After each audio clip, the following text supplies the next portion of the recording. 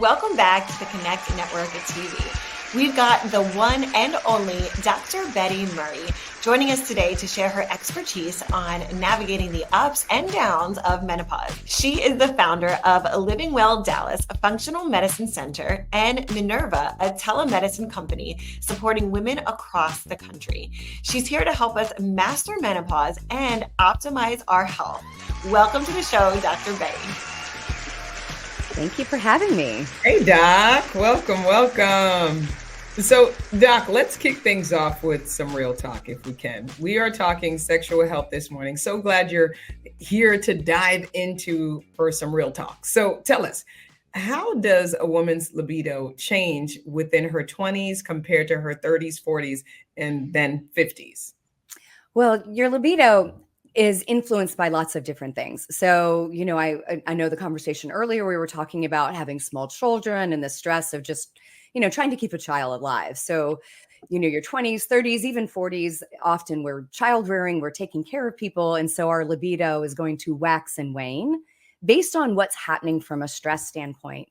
But when you start to get in your 40s and you start entering what we would call the perimenopausal time period, the period before menopause, hormone changes, particularly in hormones like testosterone and estrogen, start to shift. And so women will often start to find that their libido has kind of gotten up and left. And so in a lot of cases, it's very shocking. And the other thing that happens too is at this time, our body's changing a lot as well. And so you've got the feeling that your body may be different than what it was before. And then so you intermingle that emotional state and sort of who am I in this time period? So we see it really wax and wane over time. So true, Dr. Betty. I am going through menopause currently. And let me tell you, it has been a roller coaster. And I want to say I started going through perimenopause probably around the age of 45. And I started to notice, a few changes here and there, but nothing crazy. But when I guess moved over into full menopause, whoa, that was such a change. And one day I'm feeling anxious. The next day I am feeling sad. The next day I'm feeling obese.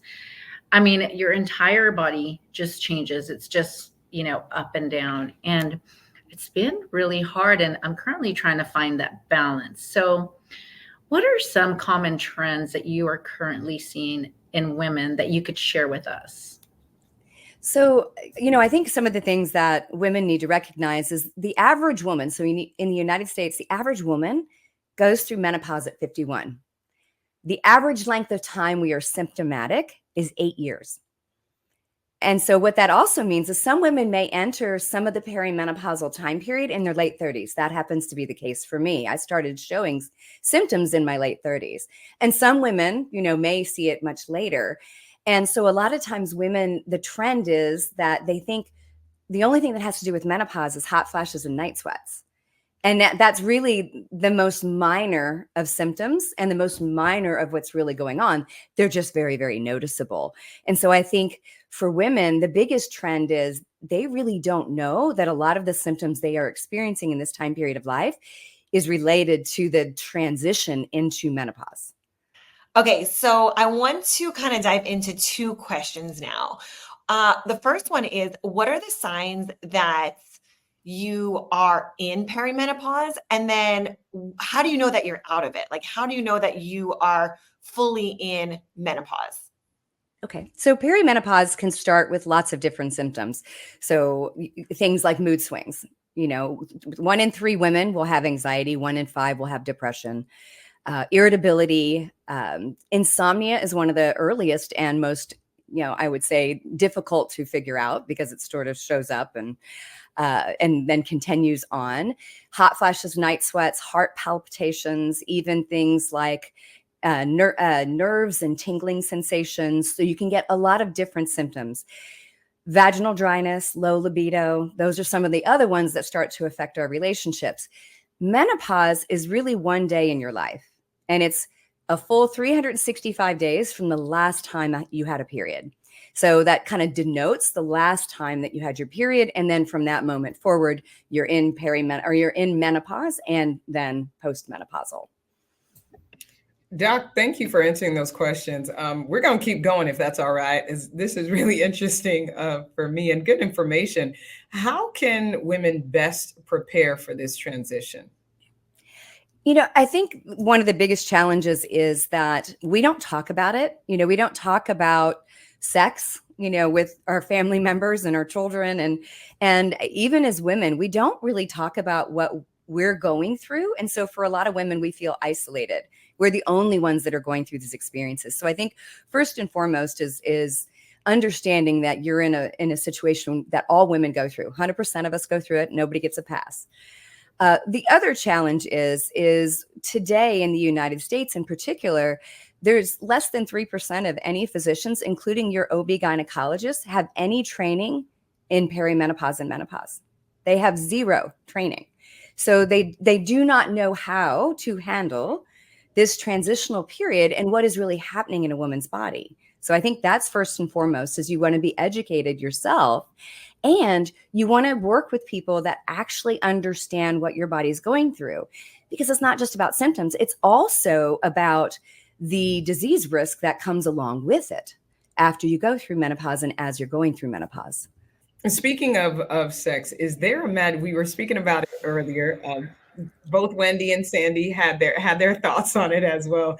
How many times a week is it realistic, would you say, for a couple or husband and wife to really have sex per month or per week? Is there a set number, Doc? Is there a number? There isn't an exact number. The statistics are kind of all over the place. We have a lot of actually sexless marriages, right? So if you look at that, there's statistically, I would say the most important part is that the partners are getting their intimacy needs met, right? That those things are matched.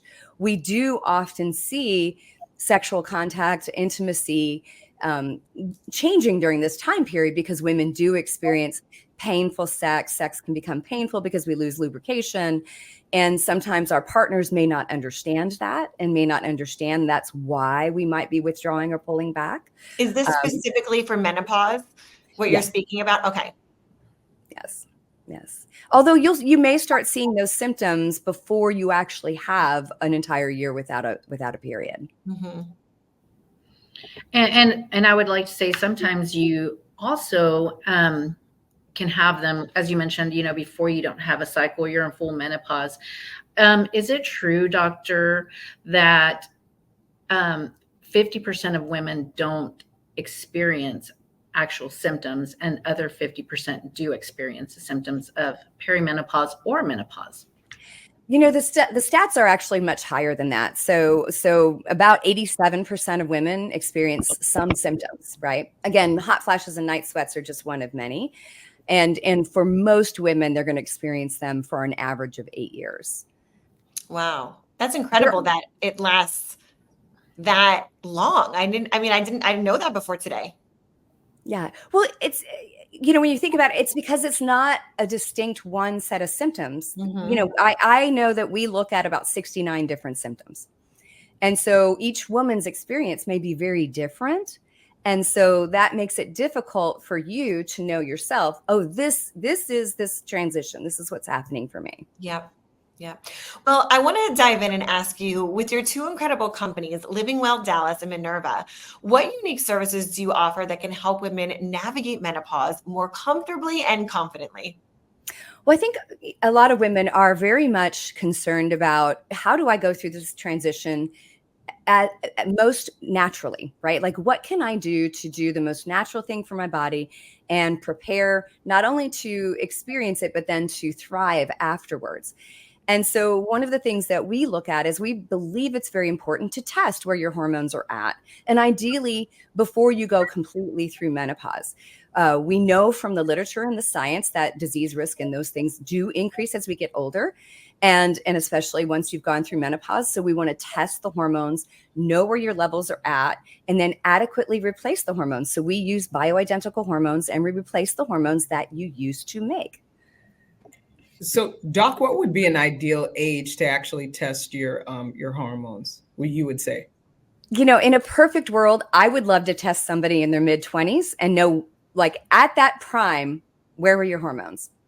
And then as you start to experience his symptoms, like insomnia was my first symptom. So as I experienced insomnia, testing to see where they have moved to, because they vary throughout the month, but they vary in a somewhat prescriptive pattern, right? And so then you test, and then you start to replace as those hormones start to alter and decline.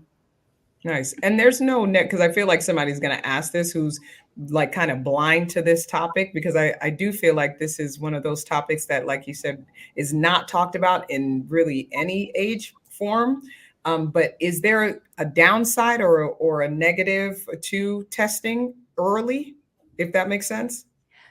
No, not at all. And the most important part is when you're working with a practitioner, a physician that understands women's cycles and how to test them. Because of course, day 1 of our cycle is very, very different than day 20, right? But you can test based on how your cycle, the days of your cycle, and we can test for those and get them at the best time when we see those peaking. And there's no drawback to identifying how your hormones move throughout the month, ever. That's good. Dr. Murray, we learned so much from you, and I'm sure our Connect fam did as well. Where can we connect with you, and how can we learn about really your work? Sure. You can look me up at bettymurray.com, or you can also look up my company called hormoneshelp.com. Awesome. And it helps that you have a soothing voice as well. So you're somebody probably want to talk to. Thank you. Thank you, Doc. Awesome job. Connect fam, we will be back. Sit back, relax, get your cup of tea, water, whatever you drink in the morning. It's not our business. We just want you to come back. Don't move.